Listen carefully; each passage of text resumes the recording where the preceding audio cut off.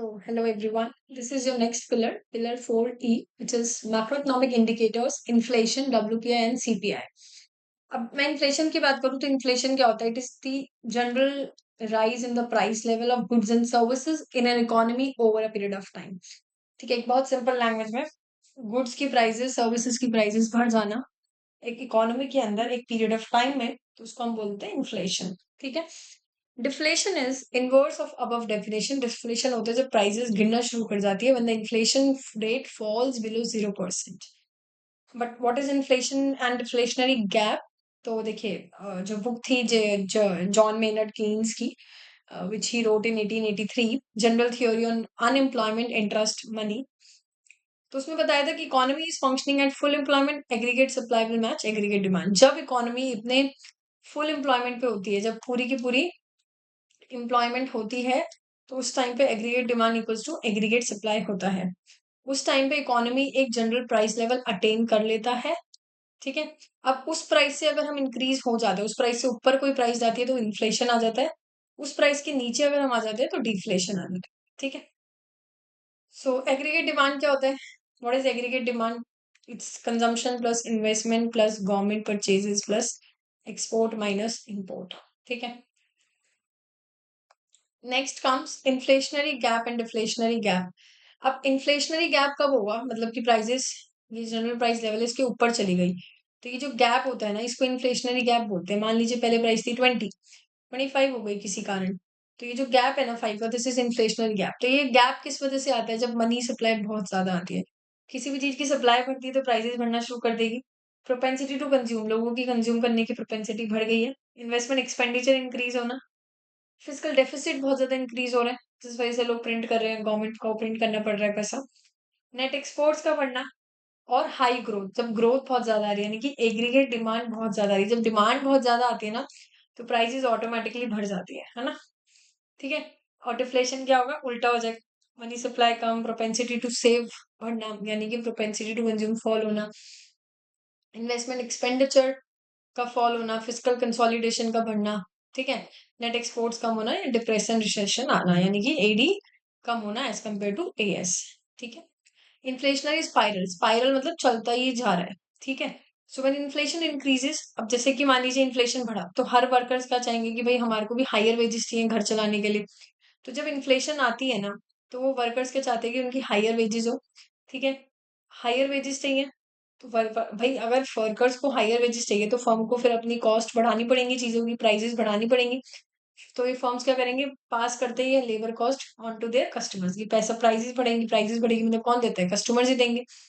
तो कस्टमर्स को higher prices देनी पड़ रही है, तो प्राइसेस कहीं ना कहीं बढ़ गई। तो देखा जाए तो ये डबल इन्फ्लेशन पीरियड हो रहा है, मतलब एक इन्फ्लेशनरी स्पाइरल, कि भाई इन्फ्लेशन आई, इन्फ्लेशन आने की वजह से वर्कर्स ने कहा ज्यादा चाहिए, वर्कर्स को ज्यादा चाहिए तो फर्म को प्राइसेस इंक्रीज करनी पड़ी। वो प्राइसेस किस पे प्रेशर क्रिएट करेगा? कस्टमर्स पे करेगा। तो ये एक स्पाइरल बन रहा है ना, वापस प्राइस इंक्रीजेस के प्राइस होने से फिर वही बढ़ेगा, फिर बढ़ेगा। तो एक स्पाइरल बन रहा है। ठीक है। अब आता है डिफ्लेशनरी स्पाइरल। डिफ्लेशनरी स्पाइरल इसका ऑपोजिट हो गया। ठीक है, एकदम ऑपोजिट हो गया, कि भाई प्राइसेस गिर गई, लोअर प्रॉफिट होगा फर्म को, तो फिर फर्म क्या करेगी कि प्रोडक्शन कम करेगी, जिससे कि वेजेस वगैरह कम दे, या वर्कर्स को ले ऑफ कर देंगे। ठीक है, उससे डिमांड कम होगी तो फिर प्राइसेस कम होगी, तो ये दिक्कत होती रहती है, तो इसको बोलते हैं स्पाइरल होना। नेक्स्ट आता है कॉम्बैटिंग इन्फ्लेशन और डिफ्लेशन। ठीक है। Fighting inflation, fighting deflation. अगर मैं बात करूं टाइट, जैसे कि इन्फ्लेशन फाइट करने के लिए आरबीआई की जो पॉलिसी है, टाइट है, डियर है, hawkish monetary policy to makes the loan expensive. अगर इन्फ्लेशन आ रखा है तो आरबीआई को क्या करना चाहिए? टाइट पॉलिसी बनानी चाहिए, जिससे कि क्या हो? इन्फ्लेशन कंट्रोल हो सके। डिफ्लेशन के लिए चीप लोन्स को और सस्ता बनाओ कि लोन ले लो, डिमांड आए लोगों की। ठीक है। बट गवर्नमेंट के केस में अगर मैं बात करूं, तो गवर्नमेंट के केस में क्या होगा कि tax reduction, exemption, subsidy benefit towards producers to decrease the cost of production. Already inflation है, तो सरकार क्या करेगी? क्या करना चाहिए सरकार को? कि कॉस्ट ऑफ प्रोडक्शन को कम करना चाहिए, सब्सिडी को कम कर देना चाहिए, जिससे कि क्या हो? कॉस्ट कम हो जाए और लोगों के लिए थोड़ा आसान हो जाए सब वो लेना। ओके, एक सेकंड दीजिए मुझे।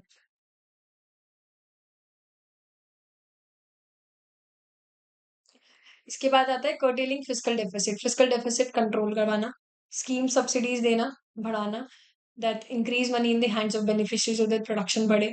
Ordering RBI to issue inflation index bond sovereign gold bond government issue करे. Commodity act, stock limit, minimum export price, FCI, open market sale scheme, operation green, की सारी चीजें गवर्नमेंट लेके आए जिससे कि इन्फ्लेशन क्या हो सके, कंट्रोल हो सके. इसमें क्या होगा, सब ऑपोजिट हो जाएगा. नेक्स्ट आता है न्यूट्रल रेट ऑफ इंटरेस्ट और नेचुरल रेट ऑफ इंटरेस्ट. देखिए, न्यूट्रल रेट ऑफ इंटरेस्ट क्या होता है, जिसको हम बोलते हैं long run equilibrium interest rate. एक वो इंटरेस्ट रेट जिसपे न्यूट्रल रहे, ठीक है. तो long run equilibrium interest rate, जहां पे natural rate and to insiders R star. R star क्या हो गया, शॉर्ट टर्म इंटरेस्ट रेट, जो इकोनॉमी के अंदर कब आता है, जब इकोनॉमी होती है फुल एम्प्लॉयमेंट लेवल पे, जब अनएम्प्लॉयमेंट लेवल 0 होती है ना, तब. तो आर स्टार हो गया कि वो एक इंटरेस्ट लेवल जहां पे इकोनॉमी क्या है, फुल लेवल पे है, फुल एम्प्लॉयमेंट लेवल पे, और ये एक पर्टिकुलर इंटरेस्ट रेट है. उस टाइम पे इकोनॉमी क्या रहती है, स्टेबल रहती है, ठीक है. So rate at which neither monetary policy is neither contractionary nor expansionary, ठीक है. नायरू क्या होता है, non accelerating inflation rate of employment unemployment in Phillips curve.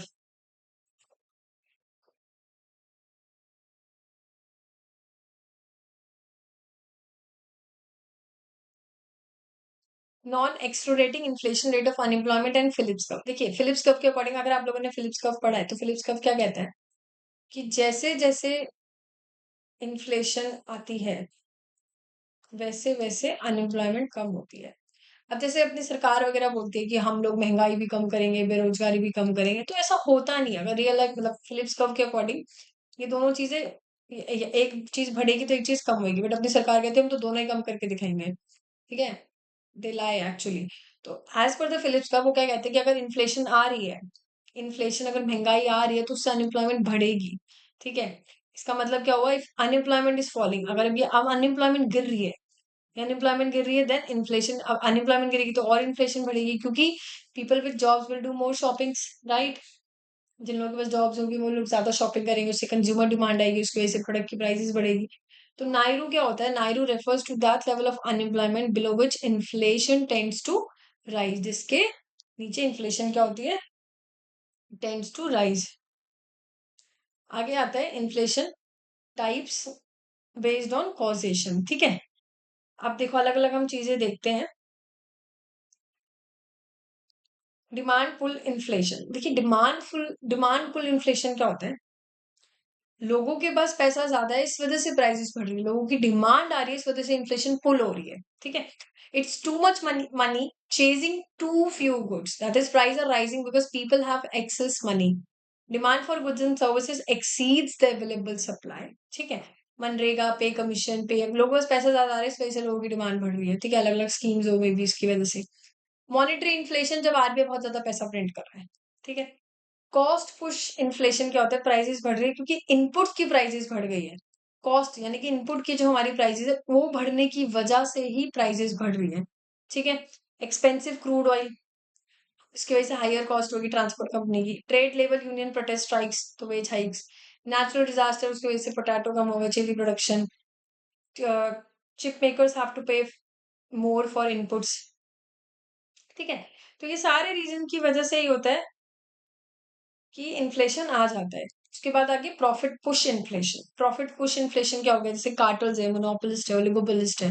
Monopolist पता है आप लोगों को, ओलिगोपोलिस्ट जब कुछ फ्यू ही फर्म्स हैं, जब वो जान पूछ के सप्लाई को गिरा रहे हैं, जब वो जान पूछ के सप्लाई को शॉर्टेज क्रिएट कर रहे हैं, प्रोडक्शन को कम कर रहे हैं, ठीक है, और हाइक कर रहे हैं प्राइसेस, उसकी वजह से जो प्राइस बढ़ रही है, क्यों, क्योंकि उनको लालच करना है, जान पूछ के किसी गुड्स की सप्लाई कम करके उसकी शॉर्टेज क्रिएट कर देना और उसकी प्राइस बढ़ा देना, ग्रीड प्रॉफिट के लिए. इसको बोलते हैं प्रॉफिट पुश इन्फ्लेशन, ठीक है.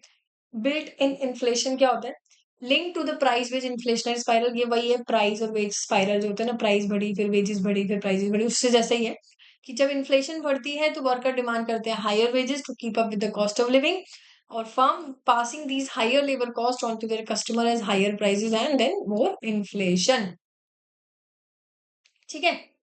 नेक्स्ट आता है रिप्रेस्ड इन्फ्लेशन. रिप्रेस इन्फ्लेशन क्या होता है, लड़ाई के टाइम पे, ड्यूरिंग वॉर के टाइम पे गवर्नमेंट ने इम्पोज किए कुछ price control and rationing to keep the prices under check, कि प्राइसेस को वो ध्यान में रखें, राइट.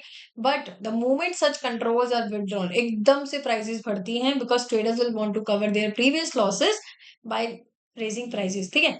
मान लीजिए गवर्नमेंट ने किसी प्रोडक्ट के लिए भाई कंट्रोल लगाया हुआ है कि इसकी प्राइस इससे ज्यादा नहीं बढ़ रही, किसी रीजन की वजह से उन्होंने रैशनल लगा दी कि ये प्राइसेस अब यहाँ रहेगी, ठीक है, लेट्स से इतनी रहेगी। अब जैसे ही वो विड्रॉल होगा तो सबके सब प्राइसेस बढ़ाना शुरू कर देंगे, क्योंकि उनको जो लॉस हुआ इस वजह से, मान लीजिए कोई चीज 50 रुपए की थी बट किसी वजह से 40 रुपए की बेचनी पड़ रही थी, अब वो जैसे ही 40 हटाएगा गवर्नमेंट, तो भाई लोग तो सोचेंगे यार 60-100 में बेचते हैं, एक बार लॉस हुआ वो तो कवर हुए, तो उसको बोलते थे रिप्रेस्ड इन्फ्लेशन, क्योंकि वो एकदम से प्राइसेस इन्फ्लेशन आई है। स्टैगफ्लेशन क्या होता है? Persistent high inflation. स्टैगफ्लेशन तो आपको पता भी है, स्टैग प्लस इन्फ्लेशन, ठीक है। एक लो ग्रोथ हो रही है, स्टैगनेंट ग्रोथ हो रही है, ठीक है, और हाई इन्फ्लेशन आ रही हो जिसकी वजह से हाई अनएम्प्लॉयमेंट है, resulting into a stagnant economy. Skew inflation क्या होता है?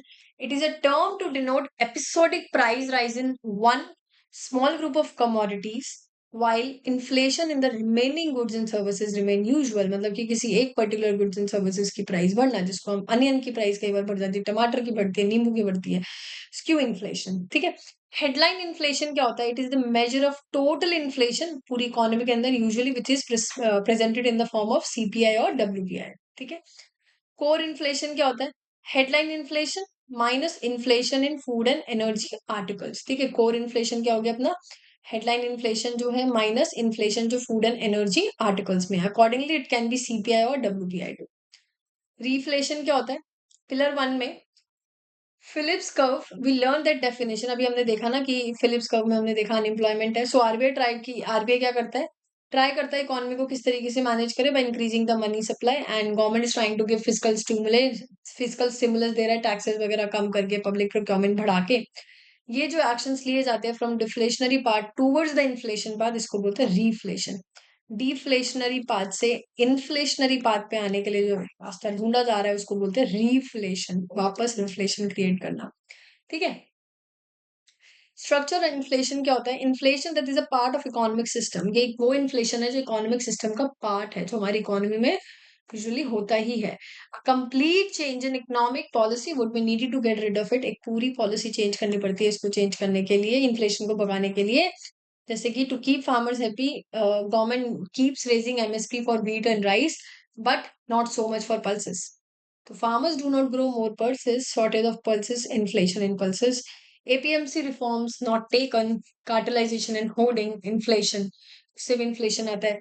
When global crude price fall, government raise excise VAT to get more money for their scheme, so petrol diesel not getting cheaper, ठीक है। इसके बाद आता है inflation types based on speed and quantum, ठीक है। इन्फ्लेशन की कुछ टाइप्स जो स्पीड या क्वांटम के बेसिस में क्लासिफाइड है। पहला आता है क्रीपिंग इन्फ्लेशन। देखिए क्रीपिंग इन्फ्लेशन क्या होता है? अप्रोक्सीमेटली हर साल 4% की इन्फ्लेशन आना। ये एक सेफ और एसेंशियल है कि वो जॉब क्रिएशन और इकोनॉमिक ग्रोथ के लिए, क्योंकि ऐसा बोला जाता है इन्फ्लेशन गुड होता है इकोनॉमी के लिए, but excessive inflation is not good for the economy. So creeping inflation जो 4% के आसपास पूरे साल चलती है, जो ग्रोथ के लिए और जॉब क्रिएशन के लिए अच्छा है। वॉकिंग और ट्रोटिंग जो मोर देन 4% हो रही है। रनिंग इन्फ्लेशन जिसे कहा जाता है when shifts to double digit, बहुत ही तेजी से भाग रही है कि डबल डिजिट पे पहुंच रही है। गैलपिंग एंड हाइपर इन्फ्लेशन बहुत ज्यादा हाई, 20 to 100%, इवन 10,000% से भी ज्यादा आ गई, जैसे जर्मनी में एक बार आई भी थी, ठीक है। मॉडर्न डे वेनेजुला, जिम्बाब्वे, आयरन, Iran, due to misgovernance of ruling party, इन सब में चल रहा है, शॉर्टेज हो रही है कमोडिटी की, तो यहाँ पे बहुत ज्यादा मनी की वैल्यू ही नहीं है, क्योंकि इतना तेज इन्फ्लेशन आ रहा है, ठीक है। नेक्स्ट आता है runway inflation and runway depreciation. देखिए रनवे इन्फ्लेशन क्या होता है? जब प्राइसेस जो होती है ना, प्राइसेस जो होती है गुड्स एंड सर्विसेज की, बहुत ज्यादा तेजी से फास्ट और अनकंट्रोलेबल रेट से बढ़ रही है। बट रनवे डेप्रिसिएशन क्या है? जब लोकल करेंसी एक एक्सट्रीमली रैपिड डिक्लाइन फेस कर रही है इन द करेंसी, खुद की करेंसी में बहुत ही ज्यादा तेजी से डिक्लाइन फेस कर रही है as compare to the other currency, ठीक है। अब इन्फ्लेशन की कुछ इफेक्ट दिखते हैं इंडिविजुअल्स पे, डिफ्लेशन और इन्फ्लेशन के टाइम पे क्या इफेक्ट? बिजनेसमैन और बोरोवर्स में क्या होता है? ये लोग तो ह्यूज प्रॉफिट कर लेते हैं, क्योंकि फाइनल प्रोडक्ट की प्राइस बढ़ रही है at a faster speed as compare to raw material, तो इनको तो फायदा हो ही जाता है। और डिफ्लेशन के टाइम पे लॉस हो जाता है, इस वजह से वो ले ऑफ कर देते हैं और सैलरी वगैरह लोगों की कम करने की कोशिश करते हैं, कैसे? ले ऑफ करके।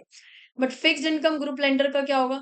जैसे कि सैलरीड इंडिविजुअल और पेंशन, ये लोग बहुत ज्यादा सफर करते हैं, क्योंकि इनकम फिक्स्ड है, प्राइसेस बढ़ गई तो उसी इनकम में से उनको मैनेज करना पड़ेगा, ठीक है।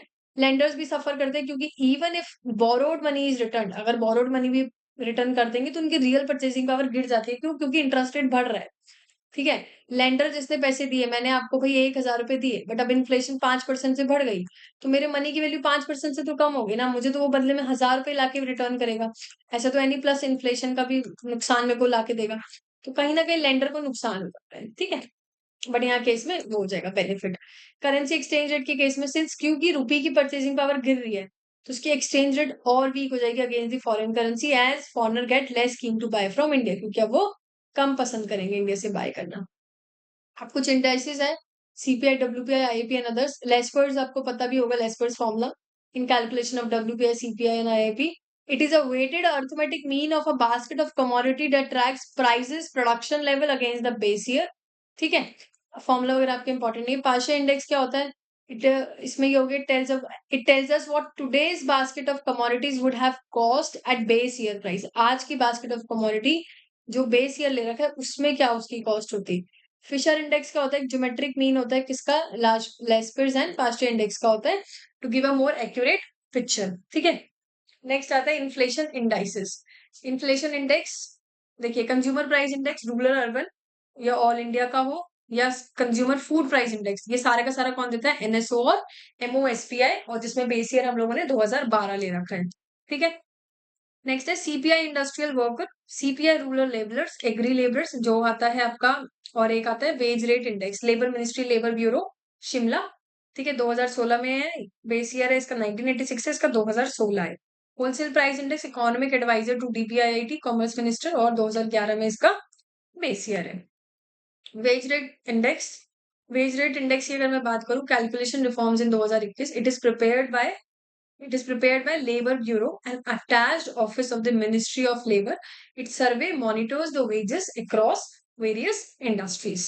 ठीक है, अब पहले क्या होता था, बेस ईयर 1963 टू 65 था, बट अब बेस ईयर 2016 हो गया।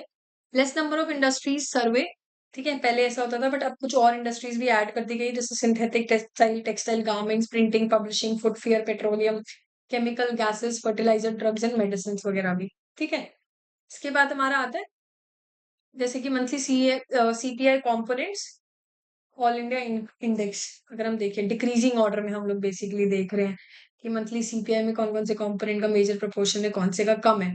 तो फूड एंड बेवरेजेस का अराउंड 45% है, then services, then housing, fuel, light, clothing, footwear, फिर मिसलिनियस जिसमें पर्सनल केयर सामान, हाउस होल्ड, पान मसाला, और टोटल वेट आपका हो गया मिला के 100। तो ये सारी चीजें हैं जो सीपीआई के अंदर जिसका कंपोनेंट ऐसा बनाया गया है।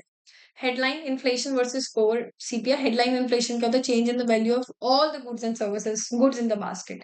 ठीक है, but core inflation excludes the food and fuel items from headline inflation. ठीक है, कोर में आपका फूड और फ्यूल आइटम नहीं आता है, मतलब हेडलाइन में सब आता है बट इसमें नहीं आता। उसके बाद हमारा आता है होलसेल प्राइस इंडेक्स। ठीक है, मंथली डब्ल्यूपीआई कंपोनेंट है, ये डिसेंडिंग ऑर्डर में दे रखा है अगेन, जैसे कि मैन्युफैक्चर प्रोडक्ट्स, ठीक है, 64% अप्रोक्सीमेटली, देन प्राइमरी कुछ आर्टिकल्स है, देन फ्यूल एंड पावर है। तो ये सारे के सारे डिक्रीजिंग ऑर्डर में डब्ल्यूपीआई के कंपोनेंट्स हैं। ठीक है, नेक्स्ट हमारा आते हैं कुछ इन्फ्लेशन के इंडेक्स, अदर इंडाइसेस, जैसे कि प्रोड्यूसर्स प्राइस इंडेक्स। तो डब्ल्यूपीआई के अंदर कवर होते हैं only goods and not services, सिर्फ गुड्स कवर करता है डब्ल्यूपीआई, सर्विसेज कवर नहीं करता है। Whereas PPI, which is Producers Price Index, covers both goods and services. ये measure करता है price change from sellers perspective से। OECD nations use PPI to measure inflation at wholesale level, and their PPI only measures price and not price plus taxes. ठीक है, 2014 में DPIIT setup किया उन्होंने, doctor B N Goldar committee to explore experimental service price index, EA to DPIIT. ये prepare करते हैं experimental indices separately for railway services, port services, air services, postal services, telecom services, banking services and insurance. Okay, then banking business service by service price by RBI जो निकालते हैं, which measures the inflation in the fees which is charged by banks for NEFT and RTGS। ठीक है, क्या fees charge की जाती है उसका मतलब इन्फ्लेशन जो है इसमें। Mobile banking, card transaction, issuing demand draft, bank guarantee, annual fees for opening demat, इन सब में जो भी इन्फ्लेशन चार्ज की जा रही है। ठीक है, बेस ईयर लेके चलती 2011। आगे है inflation expectation survey for house hold. RBI ने क्वार्टरली सर्वे किया of approximately 5K house hold across 18 cities. asking them what is their expected level of inflation for the next 3 months and 1 year. ठीक है. Business Inflation Expectation Survey, which is by Indian Institute of Management Ahmedabad, which is IIM Ahmedabad में. ठीक है. Housing inflation की अगर मैं बात करूँ तो ऑर्गेनाइजेशन कौन है? National housing bank. ठीक है. इंडेक्स कौन सा है इनका? रेजिडेक्स टू मॉनिटर व्हाट? किस चीज को मॉनिटर करते हैं वो लोग? ये मॉनिटर करते हैं residential house prices in selected Indian cities, residential house prices को against base year 2017. It is also labelled as housing price index. Separately, NHB also publish inflation in land price, building material and housing rental. ठीक है. तो organisation था national housing bank. इसके अंदर क्या indicator है for monitoring house prices? कौन सा इंडिकेटर है? Residex. Residex is to monitor what? Residential house price. Residential की हाउस प्राइसेस को मॉनिटर करने के लिए कुछ सिलेक्टेड इंडियन सिटीज में, और बेस ईयर क्या लेके चलते हैं? 2017, which is also labelled as housing price index. Separately NHB ने ऑल्सो पब्लिश किया है inflation in land price, building material and housing rental. और दूसरा ऑर्गेनाइजेशन है आरबीआई, जो कौन इंडिकेटर क्या है मॉनिटर करने के लिए? Home price index. नेक्स्ट हमारा आता है index of industrial production, IIP. Index of industrial production is a monthly index which is prepared by NSO. Base year 2011 है और लेस्पियर्स फॉर्मूला के थ्रू कैलकुलेट किया जाता है. It measures the production of 407 item groups related to classification. कौन कौन सी है? अलग अलग ये जो क्लासिफिकेशन है इनके थ्रू ये इस चीज की क्लासिफिकेशन मतलब मेजर करते हैं. ठीक है. इसके बाद हमारा आता है percentage shows the weights assigned to them in IIP formula. अब आप देख लीजिए एक बार. प्राइमरी गुड्स 34% है, which is directly obtain from natural sources. ठीक है. जो नेचुरल सोर्सेज से आते हैं आपके ओल्स, मिनरल्स वगैरह हो गए. कैपिटल गुड 8% है. Plants and mineral which is use for further production, boilers, air, gas compressor and all. Infrastructure construction good 12%. Intermediate good 17%, which goes as input in production. Consumer durables, product directly used by consumers and having a longer durability, 2 साल से ज्यादा. और non durable, which is preserved for longer periods, which can't be preserved for longer periods. Sorry. ठीक है. IIP wait अगर मैं बात करूं कैसे दे रखा है, तो देखिए माइनिंग को अराउंड 14%, मैन्युफैक्चरिंग 77, इलेक्ट्रिसिटी 7%. ठीक है. कितने कितने आइटम इसमें ग्रुप है? 1, 4, 0, 5 एंड 1. टोटल 407 आइटम आईआईपी में ग्रुप है. नेक्स्ट आता है इंडेक्स ऑफ 8 कोर इंडस्ट्रीज. कौन प्रिपेयर करता है? ईएडीपीआईआईटी. बेस ईयर 2011 है. आईआईपी इंडेक्स जैसा है बट इसमें सिर्फ 8 इंडस्ट्रीज फोकस करी जाती है. Refinery products, then electricity, steel, coal, crude oil, natural gas, cement, fertilisers. ठीक है. कलेक्टिवली ये जो 8 इंडस्ट्रीज है कमांड करते हैं इतना weight in the overall IIP. Clear. कुछ इंडाइसेस हैं, जैसे कि पहला है annual survey of industries, which is by NSO, covering all the registered unit under the factory act and electricity company. Not surveyed, क्या उनका सर्वे नहीं है? Defence factories, oil gas storage, ये सब चीजें नॉट सर्वेड है. इंडेक्स ऑफ सर्विस प्रोडक्शन के अंदर IIP and ASI only cover manufactured items. अभी हमने देखा आईआईपी और एएसआई सिर्फ manufactured items and electricity cover करता है. So NSO is working on experimental index of service production covering banking, insurance, education, telecom and transport. ठीक है. Service Business Activity Index is also known as Services Purchasing Managers Index, which is done by a private sector company, IHS Market India. Which is done by a private sector company, IHS Market India. ठीक है. RBI OBICUS क्या है? Order book inventory and capacity utilisation survey. ठीक है. इस quarterly survey to assess consumption and investment demand. Next का economic health indices by commercial bank. HSBC purchasing manager index by survey PMI, जो survey करते हैं 400 plus company senior executive. Next है SBI composite index, which is based on loan portfolio, inflation और consumer spending. इनके scale रहते हैं 0 to 100 points के. 50 से ऊपर का मतलब होता है economic growth, below 50 means contraction हो रहा है as compare to the previous period. Baltic dry index क्या होता है? London Baltic exchange measures the cost. ये कॉस्ट मेजर करते हैं to transport what? Raw material by sea के थ्रू ट्रांसपोर्ट करना रॉ मटेरियल को. अगर इंक्रीज हो रहा है तो world economy is growing and vice versa. Post subprime crisis fell, then rose from 2016 to 18, then again falling in 2018 due to protectionism. ठीक है. हाई फ्रीक्वेंसी इंडिकेटर्स, ये कौन कौन से इंडिकेटर्स होते हैं? वो refer to the economic data जो रिलीज होते हैं by more frequently and provide more up to date information about the current state of the economy as compare to the traditional slow moving economic indicators, जिसको हम बोलते हैं annual. जैसे कि example में एनुअल जीडीपी. तो हाई फ्रीक्वेंसी इंडिकेटर्स बहुत updated data देता है as compare to the previous slow moving economic indicators. ठीक है, तो ये वाला पिलर हमारा कंप्लीट हो गया है। अब हम नेक्स्ट पिलर देखेंगे, पिलर 5 है इंफ्रास्ट्रक्चर। ठीक है, so see you in the next video, thank you so much.